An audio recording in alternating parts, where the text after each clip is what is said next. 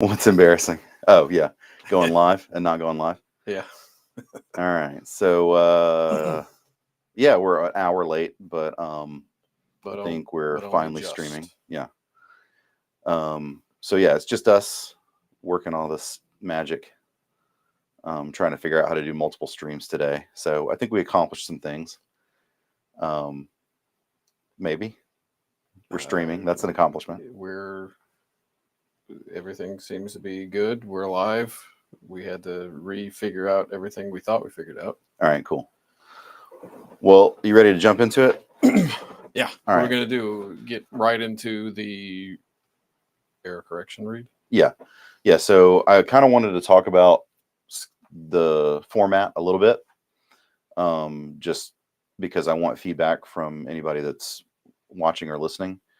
I think we should start with the read, reading whatever the content is for the week. So if it's a chapter, we'll start with that read. I just think it's better to get into that at first, right at the beginning, instead of like doing all kinds of other stuff first, tools and all that stuff.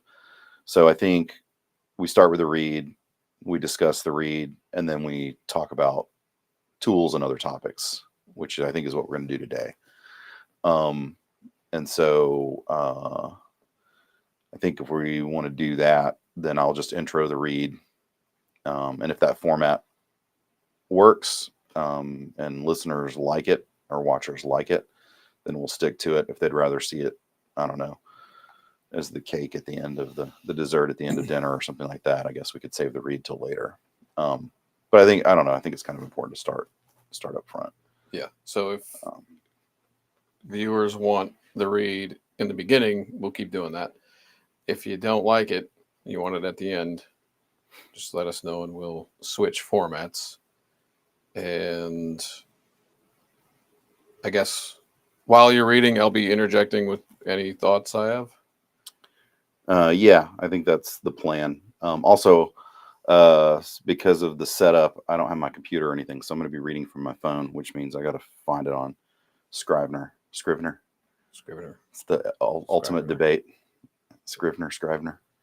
It's going to be a thing with this show, I think. Yeah. I'll say it correctly. And So let me see if I can find it real quick, and then we can do the read.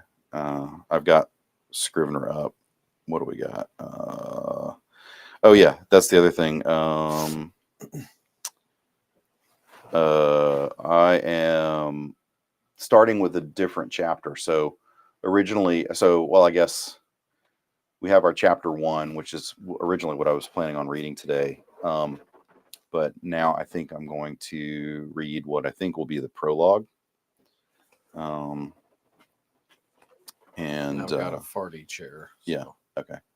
So this is not chapter. If I'm ever in focus again, ever again. Yeah, this is not chapter 1. I think this is the prologue. Originally, it was called Above the Fold, and I think it was chapter 2. What happened? Okay. Yeah. Oh, you're not in focus. Above the Fold is now the.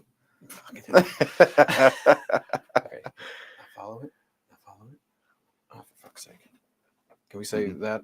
Are we saying that here? What the hell? Like seriously? Do you want me to focus it on you? Yeah, I guess. I mean, is it not letting me do it because auto? The hold. Okay. Yeah. Well, that was on me. I got you, buddy. I got you. So the chapter that, we're talking about the whole process. It's fine. The chapter that was Above the Fold, which was chapter 3-ish. Yeah, 2, 3. Is now the prologue. I think so. Yeah. We can talk about why I think it's the prologue after I read it. Yeah. So let's see. Can I? Okay, cool. I can make this larger so that my eyes. And this is that are really bad. From us, written together, error correction, book 1, host. Yes, that's correct. Yeah, error correction is the title, and it's cyberpunk. If anybody's interested, and then we can talk about what that means to me. All right, Above the Fold. Working as a journalist for the Urban Buzz was fun, but didn't pay much. Of course, being a bottom-rung analyst in electioneering bureaucracy, trying to grant rights to the Exodites paid even less. Anyone without scruples would have left months ago, but Simon wasn't a quitter, at least not until his demands were met. And the Buzz would pay. The Buzz would pay well for that info, too. They weren't above publishing a blackmail piece or two, but this was legitimate whistleblowing. There's no expected privacy in politics, and the public needed to know about this. Originally, when Originally when he left the Buzz, it was understood. Oh, sorry. Originally, when he left the Urban Buzz, it was understood that he would find some dirt about the Exodites or their supporters and return with a handful of articles. But within a month, he had hints that what he had found was the dirt and was likely to drive the news cycle for years. Somehow, no one else was putting any of it together, probably because of the political and social efforts of the Exodites. To Simon, it was a combination of simple math and a little research. The Exodites had been gone around 500 years. The size of the ship and its capacity was easy enough to discover, and the early estimates of how many voting citizens they brought to the election was well known. The math didn't add up. There was no way they had that many citizens. Even if everyone lived to 120 and had 10 kids each, they wouldn't break 100 million.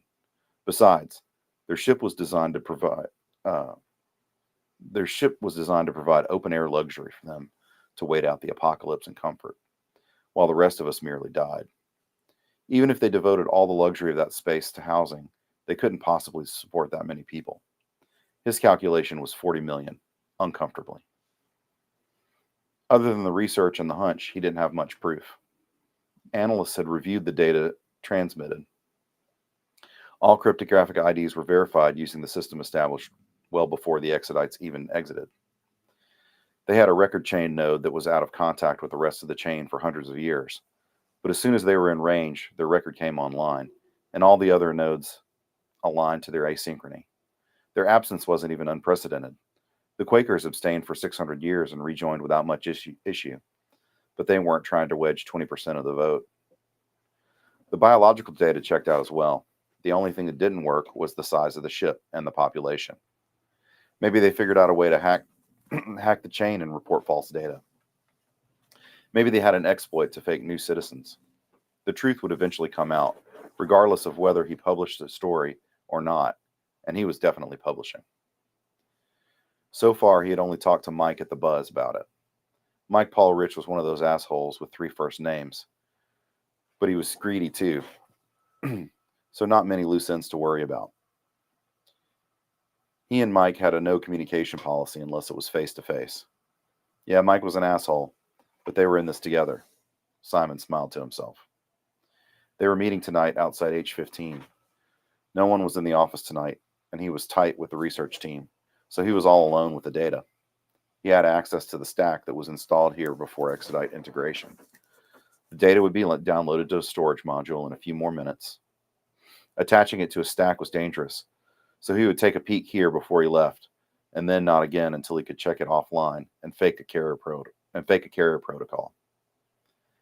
There was every chance it was self-deleting or had some reporting AI or other protections in place. He couldn't risk it calling home. The alert bounced in the corner of the screen. Download complete. It was freezing cold in here, and he was sweating. He took a glance at the file. There were a massive amount of nested pointers as expected. The parent nodes all seemed legitimate. This was the surface of the lie, and it was convincing. The struct elector links were intact, suggesting they weren't hacked, as this was generated directly from the chain. Any ledger on the planet would show the same thing. But was there something in the results that didn't work? Simon kept digging. It was getting close to his meeting time with Mike. No time for dinner. He'd have to get noodles after. An hour later, he was about to give up the hunt for the night when he noticed a repeat. Nothing out of the ordinary. He had seen it a few times, but it stuck out for some reason. Maybe a prolific patriarch. He referenced the entry. Indeed, an old patriarch, maybe one of the original Exodites. Simon decided to pull one more query. He would be late, but Mike could wait. His mouth filled with saliva. It was an automatic, animal reaction of his amygdala to the fear and exhilaration he felt. He was hot under his cold sweat. He was hot under his cold sweat. He was looking at a mummy, a zombie, a vampire, some ancient undead immortal. It was impossible, but this elector was over 500 years old. Somehow they tricked the biological verification. Somehow they were voting with dead electors, millions of them. He unplugged the node and rushed into the city night. The sweat on his, uh, the sweat on his soaked. Uh, this is a typo. Oh, The sweat soaked his shirt as he ran to the city's black heart. Hopefully, Mike would wait an hour in the dark in H15. Simon weaved past the barriers to the abandoned habitat. The power here was shut down, and there was zero security. Well, that wasn't totally true.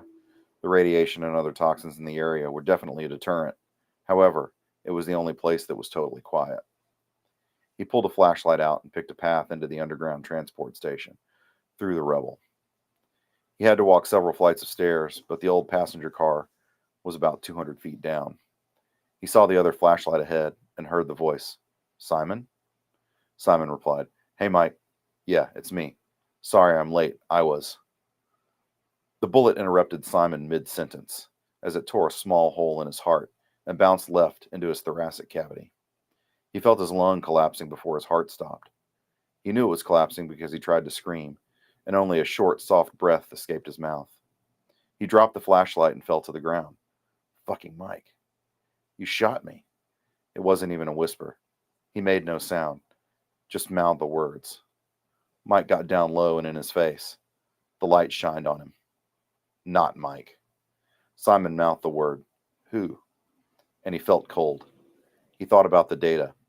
His vision was blurring. The stranger pushed him over and reached in his jacket. He blinked. When he opened his eyes again, the world was brighter. The whole room was alight. Mike was sitting in front of him a few feet away, smiling. The light was bright on his face. Mike's neck was covered in blood. Mike's shirt was on fire. Mike's shirt was on fire. His face was burning, but he continued. Did you kind of, were we setting up something where he thinks it's Mike? No. Well, so the idea, so there's a stranger, Yeah, that kills him, and then he actually sees Mike when the lights come on, and so the idea is that there's this body that's Mike's body across the way, and he sees Mike like smiling at him, but it's dead Mike. So these people already obviously got there before him and killed him. So if that's not apparent, I probably need to go back and work on that. yeah, that's not Okay. a sort of. It Yeah. took listening to reading it and listening to the audio you made, Yeah. and then that twice, and then hearing it right now to get that you're not setting up that Mike might be the killer. Yeah. Yeah, so that should be. Yeah. So that not Mike probably needs to be stronger. So it could be like not Mike. Who was this staring at him or something like that? Simon mouthed the words who, and he felt cold. He thought about the data. His vision was blurring. The stranger pushed him over and reached in his jacket. He blinked. When he opened his eyes again, the world was brighter. The whole room was alight. And then this is where Mike was sitting there. And maybe it's something like finally he saw Mike. Mike was sitting in front of him a few feet away, smiling. The light was bright on his face. Mike's neck was covered in blood. Mike's shirt was on fire. His face was burning, but he continued smiling. Simon felt the flames touch his face also, so he smiled back at Mike. Mike was an asshole, but they were in this together now. The lights turned off. They were in this together. They're catching on fire together. Yeah. Somebody's burning the evidence, I guess, is the idea there. Yeah. So too much metaphor? Oh, it's not even really metaphor. Not really. Just make it needs clearer. to be some yeah, very specific descriptions. Yeah. That's all Too poetic. Yeah. All right. Yeah. So maybe I'll work on it. We can read it again sometime. Sure. But yeah. So the and I know you know the backstory, but the audience has no idea what the fuck's going on. So we don't want to say yet, do we? I don't know. Do we? I mean, I think this whole show is about spoilers, right? Yeah. I think what we can do is we can talk about what was mentioned, right? So there's an election that's coming up, and there's this new group of electors that are called the Exodites, and they showed up in a ship, and we were comparing them to like um, what was it? Not Mennonites, Amish. So sort of like the Amish didn't get to vote, and then they came back and they were allowed to vote or whatever. That was like Yes, sort of something like the Amish. yeah. So, but anyway, I meant that's what I Also, specifically. we have a couple comments. Not now, but at some point, do we want to read these? Oh, we have a comments already. Yeah, let's do it. What we got? Well, there's a hand from Jefferu Nintendamato. Yeah, no idea. He says hello and has hearts with a hat thing. Yeah. And one gamer to envy them all says, "Oh wow." Like, we can probably read all the comments since there's not going to be a lot. Yeah. Jiki Wiki says, "Woke up this morning on the beach. Started walking. That's my regular routine." That's the In Search of Diamonds song. Yeah. One gamer to envy them all said, what were some of Mike's hobbies?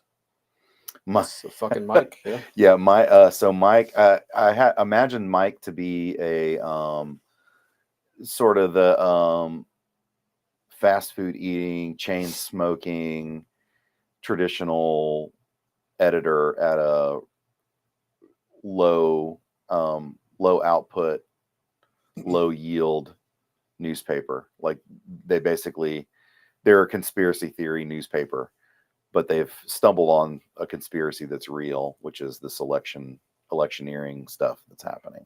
Like a step above or below the bat boy shit at the grocery store.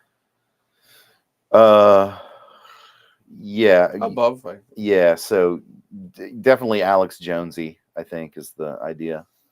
But with some true content. Oh, I dropped my phone. So yeah, so definitely Alex Jones, definitely conspiracy theory sort of tinfoil hat stuff. But yeah. All right. And then Simon is this writer who has quit his job or whatever, and gone to work for the committee that's trying to get this election going, that supports the Exodites. And he did it surreptitiously. The whole point was to get dirt on him, and so he found dirt and was able to verify it. Yeah, and whilst you were reading, I was messing with the lights and stuff. Mm-hmm. Do I look better now? Yeah. Okay. I did as good as I could. So that's sort of I don't know. What do you think about the strength of that as an intro to the story? Is it better to intro the sort of is it too much background, or should it be expanded? I don't think it's too much background. I think maybe some of the action could be expanded on. What is it? 1,500 words or something? Something like that. It's pretty short, yeah. Them being on fire, definitely spend a line or two more on that. Okay. I think that's a good. Our old chapter 1 is still going to be chapter 1, right? Yeah, totally. Yeah, same chapter. I did change some things on it, so I added some reasons for why that chapter unfolds the way that it does, but I haven't finished it. So that was something I ended up working on last night, but I needed more time with it, and it's good, so I want to wait. Yeah, I can almost see the transition from this to that now. Yeah, and so we introduce the existential threat in the prologue, and then we discuss the existential threat again. So we've got sort of two chapters that explain this complex election process, which I think is probably needed. And you don't want to do it like all in one chapter, because it would just be too much. So sprinkling it throughout sort of 2 or 3 chapters in the beginning, then I think you get familiar with what's going on. Yeah, and I think this sort of conspiracy newspaper arc, yeah, is in at least the first 3 or 4 that we planned. Yeah, and then I've got one that's sort of a middle, that sort of when the survivors at the newspaper figure out like what happened. Mhm. So that'll be part of the story as well. So it's going to revolve around. There's a little bit of mystery and revolving around several murders that are happening and why do they happen, and so sort of political murder to hide, the existential threat. Yeah. And is it all for this reading? That's it for today. I think that's the read. I think so for the reads, one thing I want to do, I'm going to start putting headphones on. I read better, I think, when I can hear my voice directly. Also, I've got a little bit of a cold, so it's a little bit weird. I think I'm a little bit lower, a little bit more stuffy. But I don't know. I like to hear that direct feedback through the headphones, and then I think I modulate, and I felt like I read pretty fast today, and maybe it's just because it's the first, probably just because it's the first stream, and I also drank a bunch of Red Bulls, so maybe I won't do that next week. You say modulating. I am still working on that thing we were talking about. Yeah. Sort of a way to make ourselves sound like females and monsters, and I'm still working on that. So hopefully in future reads we'll have like a kind of a soundboard kind of thing. Yeah, that's cool. Yeah, I think that'll be kind of fun to play with. The other thing is that I know a couple of chapters that I'm going to do. I want to attempt to do some voices, and I'm not a voice actor, so I don't really do voices or whatever. So it will be either super cringe, or it'll be hilarious, or it'll be really good, but I have no idea. So we'll have to just sort of play by ear and see how it works. It'll probably be all of the above. Yeah. I'm going with 40% cringe. But just hilarious enough to take it seriously. All right. So did you talk about, you wanted to get to what sci-fi is, or what cyberpunk is to you? Oh yeah. So this was the I think we talked about this previously, but I think it bears discussion. I didn't really want to do a cyberpunk book because I felt like we had already sort of done, or the world had sort of done cyberpunk, and there was nothing there to explore. And then I think you wrote a couple of chapters, maybe even only one. I don't remember. I think I wrote parts of chapters and then just kind of a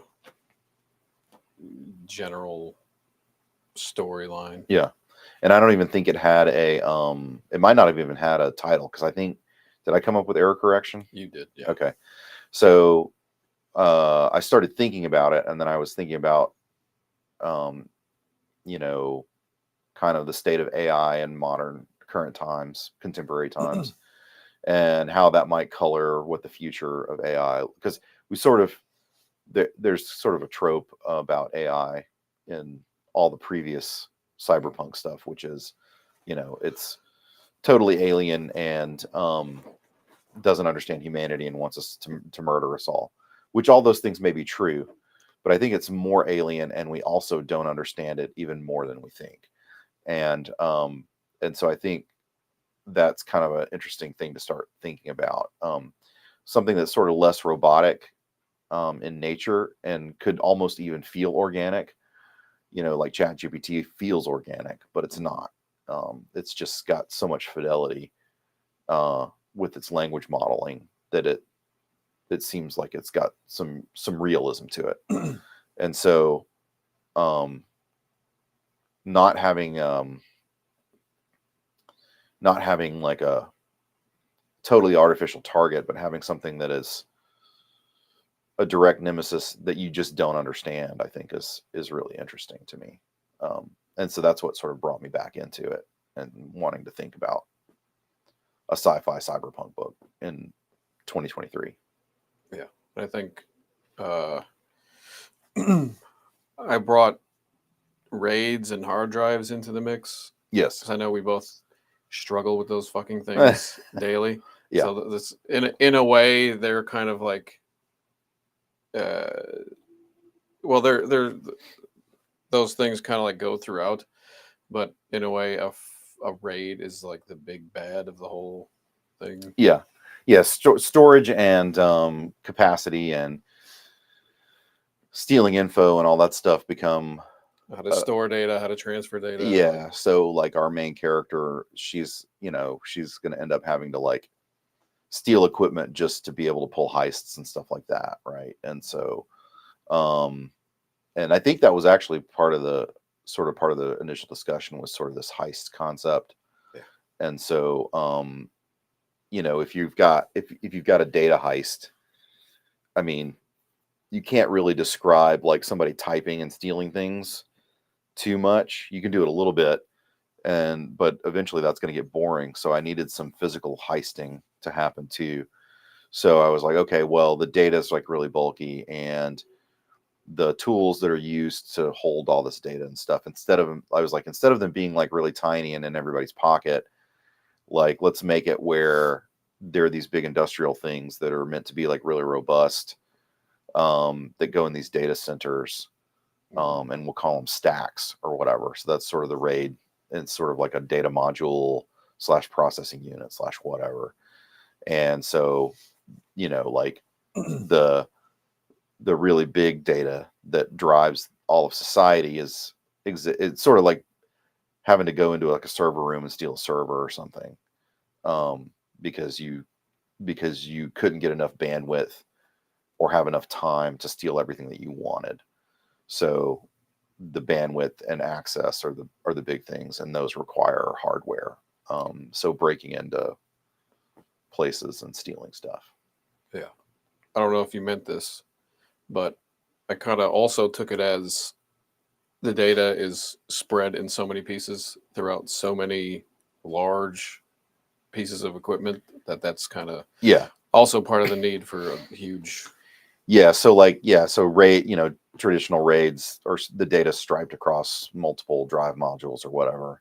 And then the idea here being that like, if you can go and find one of these big industrial modules, all the RAID drives or whatever, the striped data is in like one giant thing.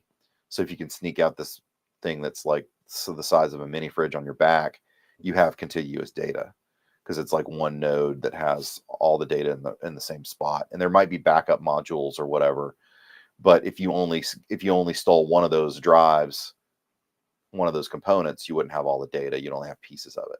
So you got to steal this big honking thing to sort of get the data. So it becomes a MacGuffin, an obstacle, a thing to devote time to, because you got to hack it, whatever. And then at some point it becomes a thing of value until you get the data off of it, I guess. Yeah. Yeah. And we also did something with DNA. Oh yeah, so the DNA stuff, yeah, we'll have to introduce that later, because I think some of that's a little bit of a surprise. But that was really fun. I enjoyed writing that stuff. And our this is fun to write, and our main character is a cool chick. Uh-huh. Yeah. And Yes. she's better than The lady protagonist, I guess. So I think you generated that. Yeah. Right. And then I felt like blaming me.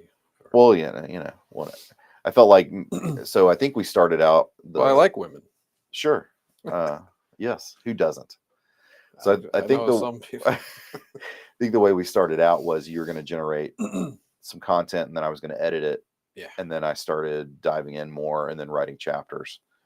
As I started sort of liking these characters more and more, and then liking the story. I came up with Mara, Reese, and Eris. And then you came up with like a whole. I gave everybody a sidekick, basically. Yeah. Yeah. And then I came up with some people that got murdered. Yeah. Yeah. But yeah, I think I gave your 3 characters sidekicks, basically. Yeah. Is what happened. The meat punk and the Yeah. bodyguard Yeah. and the bodyguard. They Yeah, both, bodyguard. Yeah. 2 bodyguards. Yeah. Yeah. And The noodle guy. Yeah, and then the other hacker. Yeah. Eris's buddy. Vega. Oh. I thought that was her bodyguard.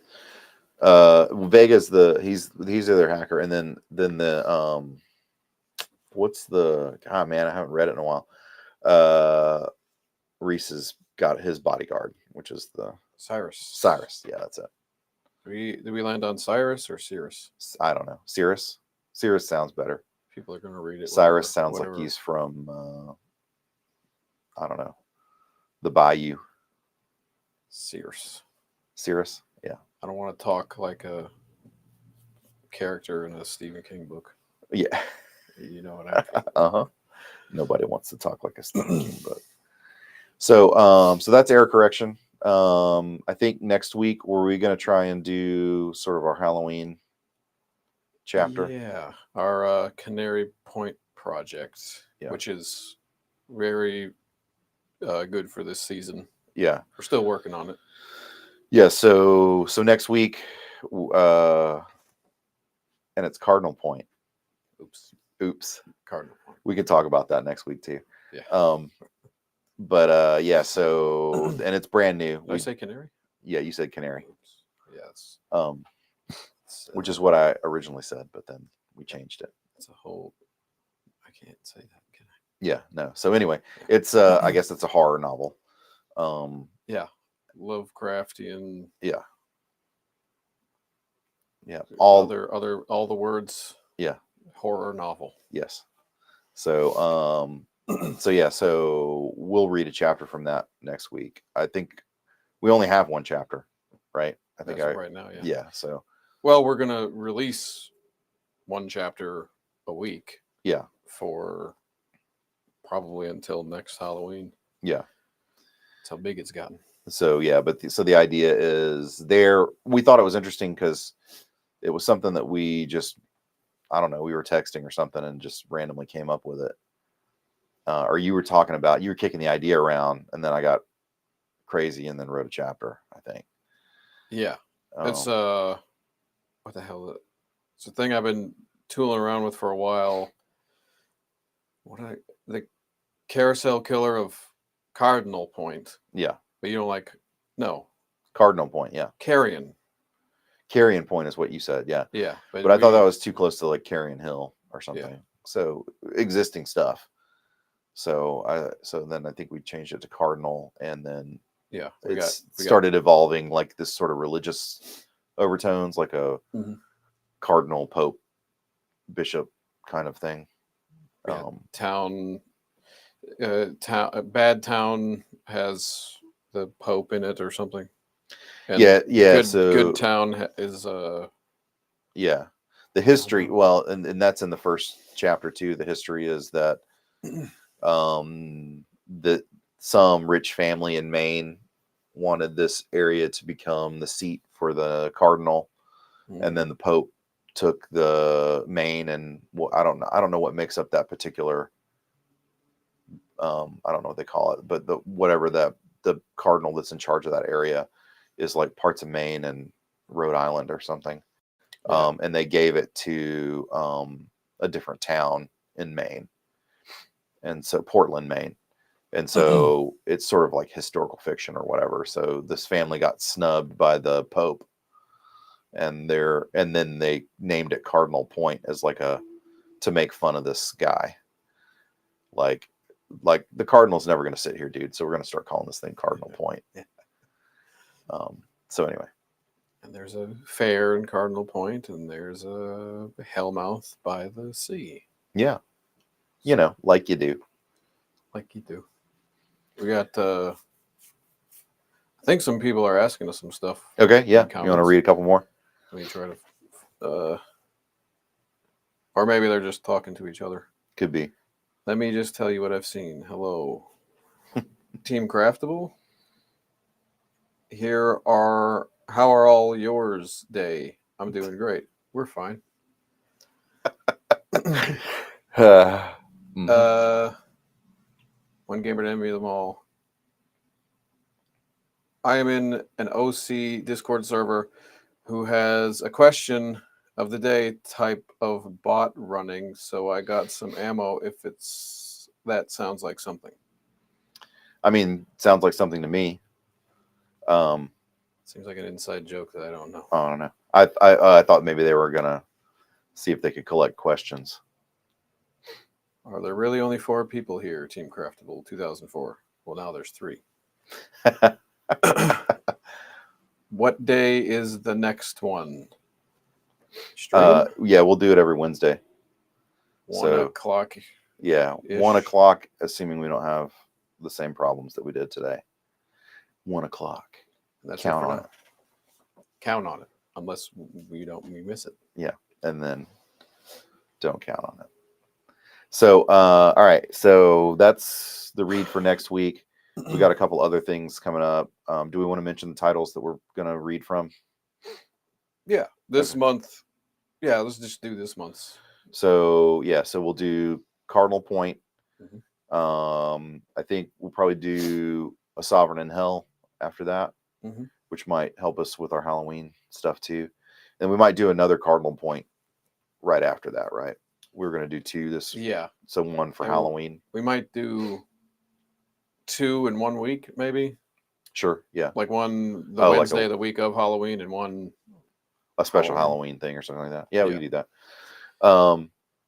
And then before trick or treating though. Yeah, yes. And then we'll do Red City. Yeah, Sam Yeager, Red City. Yeah, and then we'll probably cycle back around to I think that's more error correction. Maybe more weeks than we got. Oh yeah, I was just sort of thinking the list. I was going to go until we ran out of books, but we could make up some new books right now. Just keep cycling. Oh, yeah. we do that all the time. Yeah, so TJ and I have a lot of discussions about like potential books. We've got another couple. Well, I don't want to mention them right now, but we've got another couple of things ideas that we want to pursue that are pretty cool too. That are more fantasy aligned. That's like I think would be pretty fun. But would you say your Sovereign is the most complete thing right now? I think error correction is probably the most complete. I think we have the most chapters that seem like they're the most level of completion or the highest level of completion. But yeah, Sovereign in Hell is probably the second. I think, I think we're close to half for both of those. All right. And with error correction and the Sam Yeager stuff, we're pretty much going to be releasing close to the time when we finish them. Yeah. Or as close as we can. Yeah, we'll have a bunch of unrelated books released all at once. Instead of like a series, we'll have, I don't know, a collection.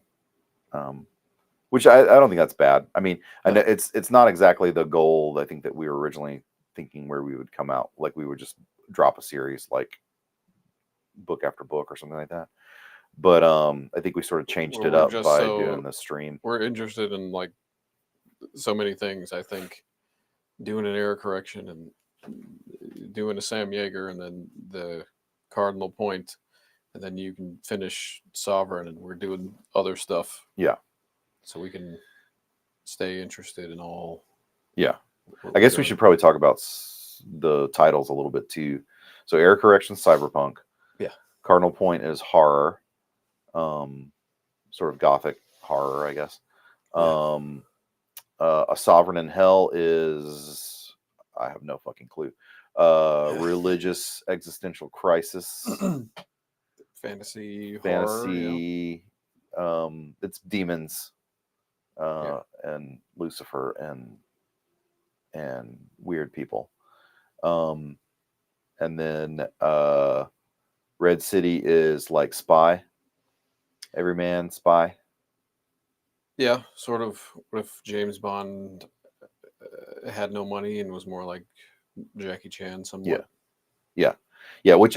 So the Red City and Sam Yeager in general, that's TJ's book. but I'm doing some editing on it.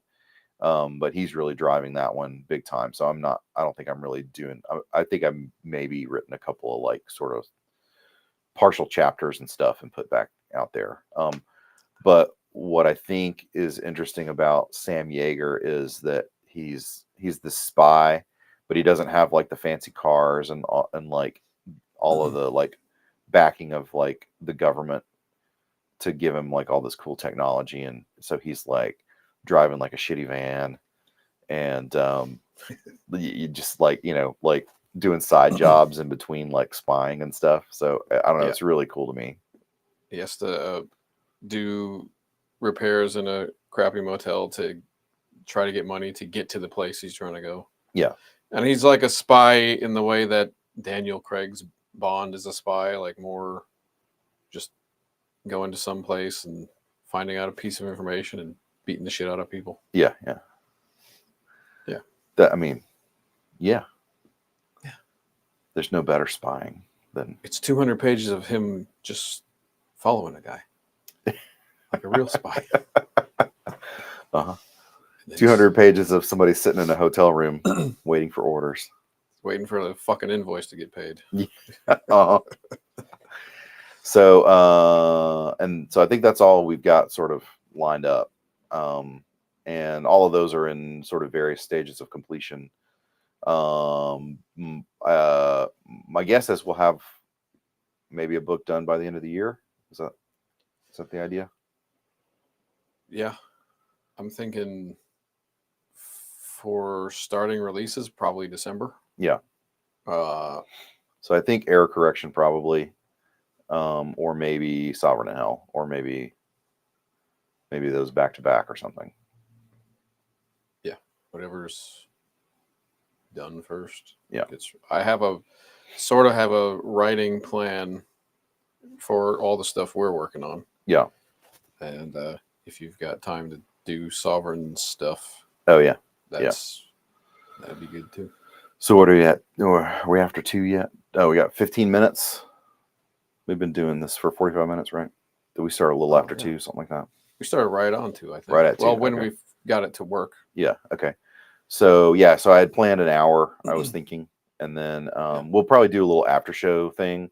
I think, and people that are listening or watching, you could tell us in the comments what you think. But the idea is that like we might pre-roll some of this stuff where we like talk as we're like setting up and things like that, but we wouldn't really get into the show.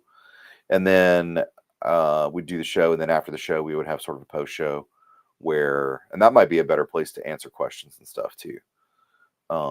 So we could actually go back and sort of scan through and sort of do those at sort of the post show. So maybe we'll do that next week. Give that a shot. Should we ask today for a couple of questions for next week, or just wait for them to come in? I mean, yeah, people can type whatever they want to type, and then we can look through it. I don't know. This is very grassroots to me, so I'm not really sure what the format should look like because nobody else is doing a show like this. Yeah. So I think it's going to be a little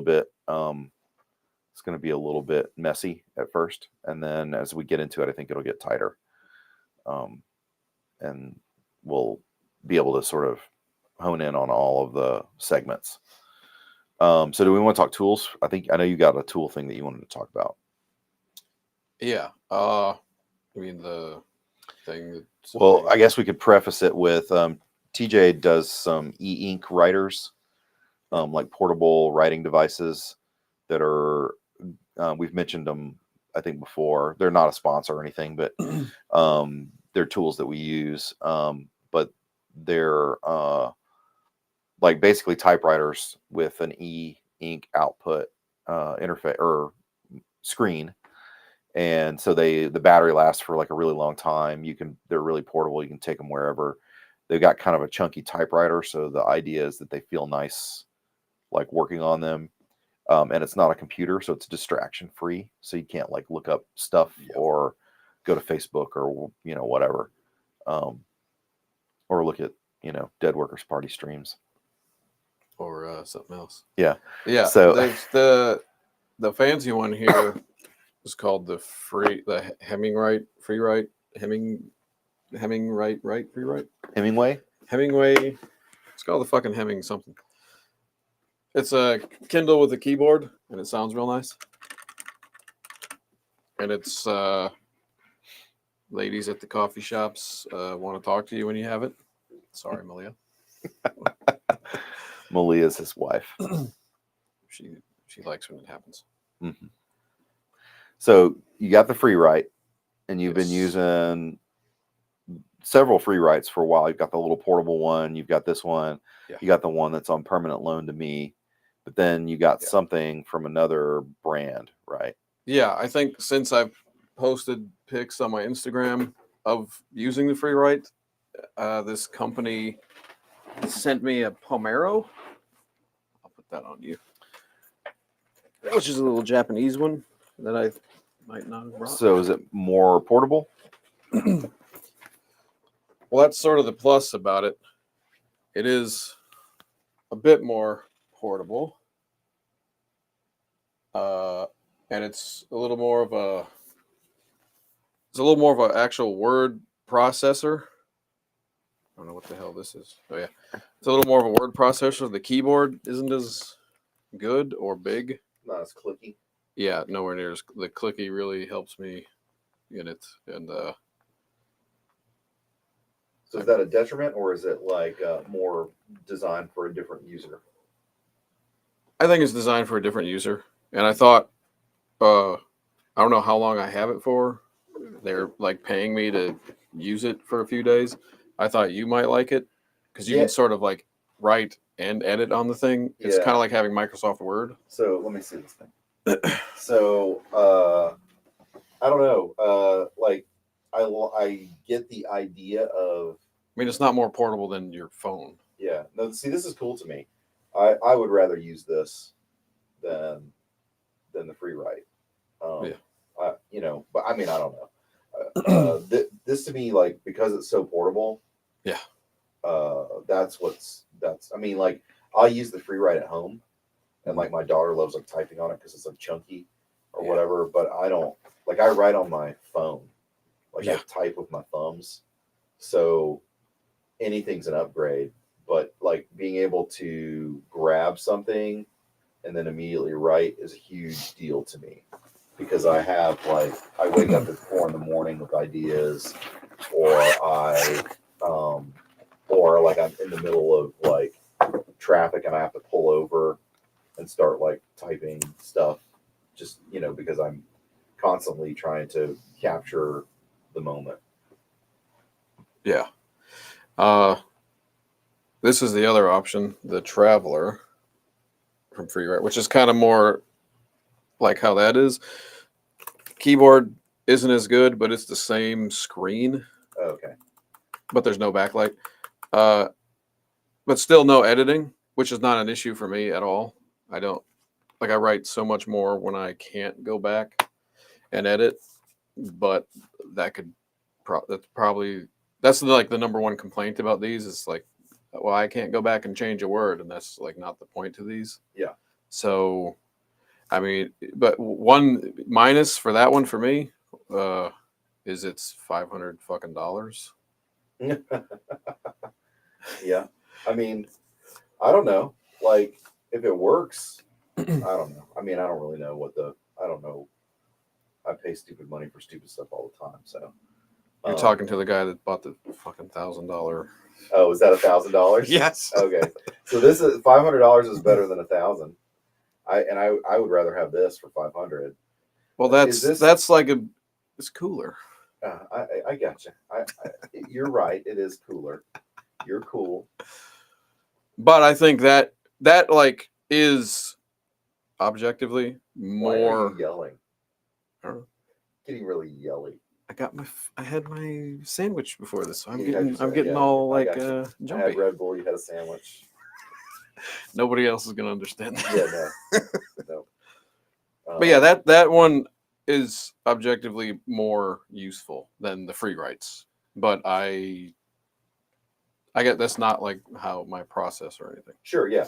I think that's the big thing, like, right, don't be afraid of the process. And I think that was where our initial discussion of all this sort of equipment came from. Yeah. Anyway, was I think it you were sort of surprised that I wrote on my phone.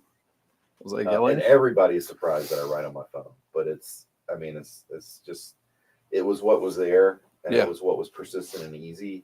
And so I've written 2 or 3 movies on a phone. It's Yeah. great. I used to do it all the time. when I had an infant child, yeah. Hey, I lost my monitor, but it might be battery. Yeah, probably so. Okay.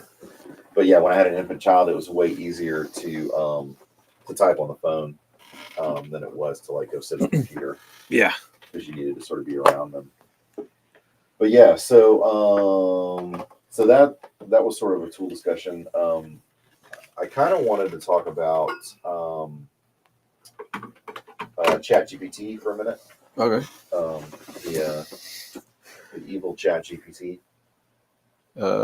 Is this real? Jonas Christensen says it is real. Is what real? This Cast? the world. The stream, the universe. That, yeah. According to one of my books, none of this is real. Yeah, you ought to read The Conspiracy Against the Human Race. Yeah. If you want to jump off this third. So yeah, so I did want to talk about ChatGPT a little bit. I guess we've got what, like 5 minutes or something. 2:52. 8 minutes. 8 minutes. Okay. So so first and foremost, ChatGPT is terrible at writing. Yes. So I don't, at least right now, I don't think any writers have any sort of worry that ChatGPT is going to somehow take their job, unless they're very bad writers. Then ChatGPT might take their job, but if they're very bad writers, I don't know what kind of job they have. So Disney. Yeah, that's true. Any ChatGPT might replace movie that's come out in the past 10 years. ChatGPT might replace all of DC movie writers. I don't know. Post and People are gonna get mad. Does anybody disagree that Marvel is like shit the bed completely after? I mean, No, I don't. Nobody disagrees. I can confirm no one disagrees. So anyway, so ChatGPT is bad writing, but it does have some interesting things that it can do, and that is, as a tool, especially a tool for like helping you get organized, and as a research tool. So if it's not lying to you, that's the other thing. ChatGPT lies to you because it models answers. So sometimes it might not know the real answer. Like you ask it, like when a building was built. Yeah. And it will say, 1852, and you're like, oh, was it really built in 1852? I didn't expect that. And it's like, no. oh no, the actual building was built in 1851, but I modeled I modeled a date based off of that type of building, right? So it's a little bit wonky, but it does have a lot of historic information in it. Historic. It's not historical. Historical means that the thing itself is historical. It's got a lot of historic information in it. Information from history. It's got balls of clay that's history, and it just smashes them together and makes you a sculpture of what history looks like. Yeah, that's good. Yeah, it's a weird analogy, but I kind of like it. It's a Napoleon Nazi, Hitler, Christ returning. But what's cool is you can say, give it a date, and then ask it about like the relationship of places. So like, if I walk down the street, where is this bank that existed in 1972 and stuff like that? And it knows. And it doesn't like need to verify this stuff like with maps and things, but as an initial research tool for like figuring out the landscape of the thing that you want to write about, it's very good. Yeah. And so I've been doing some jumps into semi-historical fiction, at least where the history and the nature of the places that I'm discussing need to be accurate. Yeah. And so ChatGPT is a good place to start. And then I go back and verify with other sources. But to be able to compose sort of an outline of a location and a time period, it's really good. So anyway, that was kind of fun. That was kind of a deep dive that I did with ChatGPT and something that I've used before recently. Yeah, you have to be very specific and probably triple check. Yeah, and also be willing to start over because ChatGPT goes like kind of wonky in the middle of the thread where it just starts like it'll give you like incessant warnings or it'll start like I don't know, just doing weird stuff or answering questions totally incorrectly. Oh, do I need to sit up? I'm trying to tell you, Am I sliding down? Yeah, a lot of headroom. TJ's over here giving me like these little. Yeah, I'm moving around in my farty sounding chair. Mhm. I don't think it'll pick it up. The mic. Worst stream ever? Best stream ever. This is the best. Best. Okay. All right. It's better than Tim Room Pool. for improvement. I think is the. No, this is the this ceiling. We've peaked. It's only downhill from here. I've peaked. Yeah.